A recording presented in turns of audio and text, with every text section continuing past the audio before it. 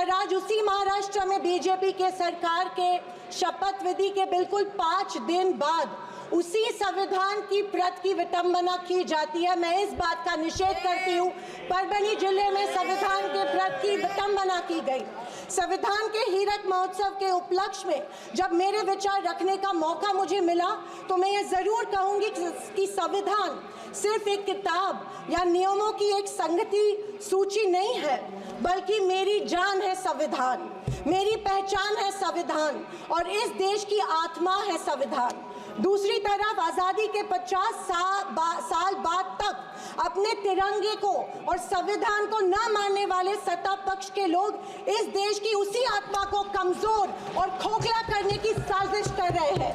इसी शुरुआत उसी दिन हो गई जिस दिन धर्मनिरपेक्षता, सेक्युलरिज्म, जो संविधान का एक मूलभूत आधार स्तंभ है, उसी को लेके एक गाली या एक कलंक में रूपांतरित करने का प्रयत्न सत्ताधारियों द्वारा होने लगा है।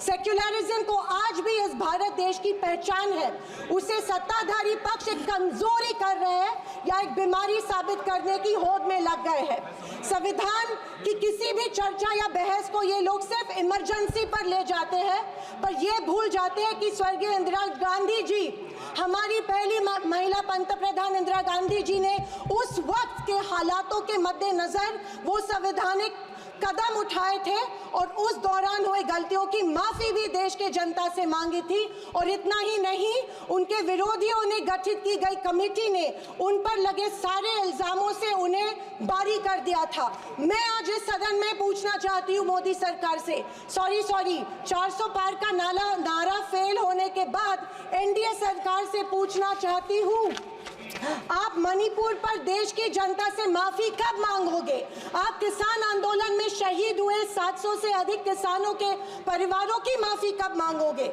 नोटबंदी के चलते हजारों लोगों के परिवार और छोटे कारोबार बंद हुए, उसके लिए माफी कब मांगोगे? हाथरस के लिए, उन्नाव के लिए आप माफी कब मांगोगे? आए दिन महिलाओं पर हो रहे अत्याचारों के लिए माफी कब मांगोगे? जो बदलापुर में मासूम बच्चों के ऊपर मोलेस्टेशन हुआ, उसके लिए आप कब माफी मांगोगे? जेल में बैठकर अपराधी मर्डर प्लॉट्स गुजरात में सरकार उनको संरक्षण दे रही है, उसके लिए आप कब माफी मांगोगे? खैर, ये इनकी हिस्ट्री रही है या इनके डीएनए में है कि माफी सिर्फ खुद को बचाने के लिए अथॉरिटी में बैठे लोगों से मांगते हैं, आम जनता से ये माफी नहीं मांगते हैं। सत्ताधारी पक्ष के संविधान पर दिए गए भाषण सुनकर हंसी आ रही थी और अचरज भी हो रहा था, क्योंकि जो लोग इस देश में संविधान स्थापित होने के बाद हर पल संविधान को कोसते रहते हैं और हमेशा इस संविधान के विरोधी रहे हैं, उन्हीं को आज संविधान के गुणगान करते देख मन में प्रसन्नता हो रही है और संविधान के प्रति मेरी निष्ठा द्विगुणित हो रही है, क्योंकि ये एहसास हो रहा था कितने ही झूठ के पहाड़ बना लो, सच के आगे आखिर झुकना ही पड़ता है। आरएसएस ने तिरंगा को माना नहीं था। उन्होंने कहा था कि 3 अंक अशुभ होता है, तो क्या ब्रह्मा विष्णु महेश अशुभ है? जो हम 3 रेखाएं माथे पे लिखते हैं वो अशुभ है? क्या त्रिशूल अशुभ है? ये मैं इन्हें पूछना चाहती हूँ। वर्ष 1993 में आरएसएस ने अपने श्वेत पत्र में संविधान को कचरे का ढेर करार दिया था। क्या ये तिरंगे के खिलाफ नहीं है? तत्कालीन आरएसएस प्रमुख ने उस टाइम संविधान को बदलने की मांग की थी। आरएसएस महिलाओं को हमेशा पुरुषों से कमजोर समझती है। आरएसएस हमेशा महिलाओं को पुरुषों से कमजोर समझती है।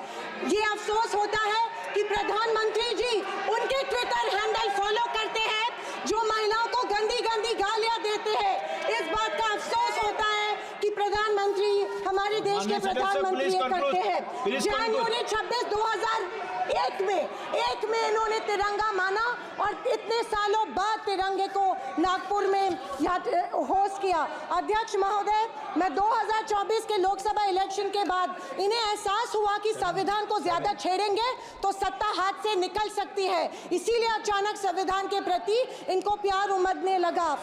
अध्यक्ष महोदय, विशेष रूप से राजनाथ सिंह जी ने, मैं उनका सम्मान करती हूँ, बयान में जाने अनजाने आजादी के बाद से लेकर 2014 तक सारी कांग्रेस सरकारों को ऐसे सर्टिफिकेट दे दिया जिसे कोई झूठला नहीं सकता।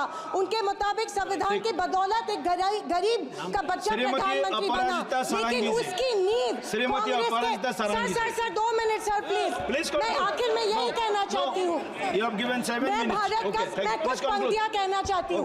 मैं भारत का संविधान हूँ, लाल किले से। अध्यक्ष महोदय, हिंदी की एक प्रसिद्ध कविता की कुछ पंक्तियों से। एक सेकंड, मैं भारत का संविधान हूँ, लाल किले से बोल रहा हूँ। मैंने तो समता सौंपी थी, तुमने फर्क व्यवस्था कर दी। मैंने न्याय व्यवस्था दी थी, तुमने नर्क व्यवस्था कर दी। हर मंजिल ठहरी कर डाली, गंगा भी मैली कर डाली। न्याय व्यवस्था भी रोती है, गुंडों के घर में सोती है। गांधी को गाली मिलती है, डाकू को ताली मिलती है। क्या आपराधिक चलन हुआ है? आदरणीय अध्यक्ष महोदय,